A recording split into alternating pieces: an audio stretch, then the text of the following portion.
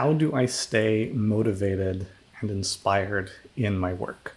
Um, so I've got a few parts to my answer to this particular question. And the first part is that honestly, I don't. I don't always feel motivated and inspired, and that's okay. I think the vision that, or it's not a vision, it's a fantasy, really, of waking up every single day motivated and inspired. It's not realistic, right? I think there are a lot of people out there who want to think of themselves as entrepreneurs or business owners, and really they're amateurs. And I don't mean that in a judgmental way.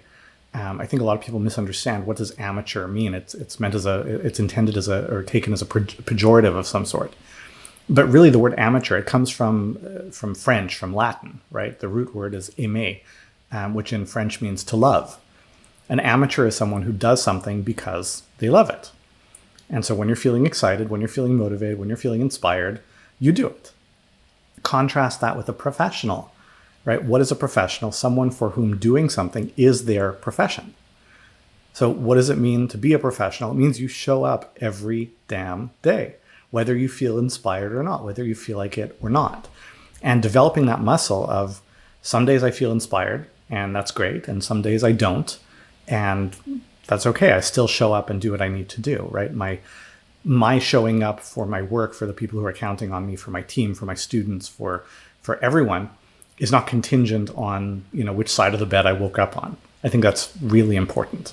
Now, with that being said, you absolutely need to show up and do a great job, whether you're feeling inspired or not, because some days you won't feel inspired and motivated. But that doesn't mean you want to find yourself in a situation where most days you're not excited or inspired or motivated. That's a whole different problem.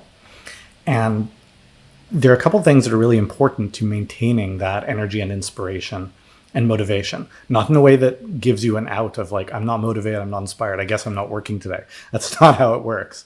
But you do want to carve a certain amount of time for perspective and renewal into your schedule. And part of that is on a daily basis. I talk a lot about how I go for a walk every morning without fail, 6 a.m. It's a 45-minute walk. I've missed, 3 days in the last 7 years, something like that. And those 3 days I felt terrible after, right? It just, you feel weird. But taking that space for yourself, for perspective, to walk, to reflect. I like to walk, do whatever you want, but something that is just for you, something that's not vegging out, like not watching TV, that doesn't count. Like something that is energizing and gives you perspective and renewal. And I think the classic line about meditation applies here. They say, you should meditate 30 minutes every day. Unless you feel like you don't have time, then you should meditate for an hour every day. And I think it's much the same thing here. You've got to make the time for that renewal.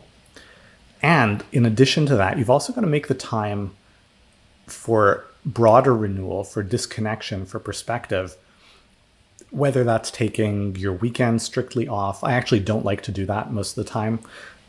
So it doesn't have to be the same rhythm for everyone. Maybe it's taking off a few days or a week every month or two, whatever the rhythm is that feels right to you. But making sure you have enough time to disconnect and see your business not from deep in the weeds, not from having the microscope kind of zoomed all the way in, but really being able to see the bigger picture. And it's really important to do that. Something that occasionally like entrepreneurs will come to me and they're like exhausted and stressed and frustrated, and there's this like very burned out energy, and they're like, nothing's working in my business and I'm so aggravated, and they're shocked by what I tell them. I tell them, I think you need to step away for a little bit, right? Like bring it down to the very minimum you can do and just step away, create some white space, right? A plant won't grow in a pot that's too small. And what they find is sometimes it takes a week, sometimes 2 weeks, sometimes 3 weeks, not longer than that. It's usually much faster than they expect, but you disconnect, you start feeling refreshed, and you start feeling creative again. The ideas start flowing. And occasionally, 1, 2, 3, 4, 6 weeks in, they're like, they don't want to go near their business. And that's a sign that, okay, maybe it's time to do something else. But usually they start feeling drawn back in a lot sooner than they expected that they would. And that's a sign that they're re-energized, right? The inspiration, the motivation is coming back.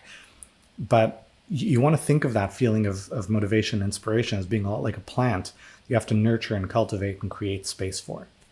So not to say that the fact that you wake up on a given day and you just don't feel into it means you don't have to show up and do what you're supposed to do. That's what it means to be a professional. But part of being a professional means making it sustainable for you to keep on doing what you know you want to be doing. And that means cultivating the energy and the ability and the motivation, the inspiration, all that great stuff on an ongoing basis.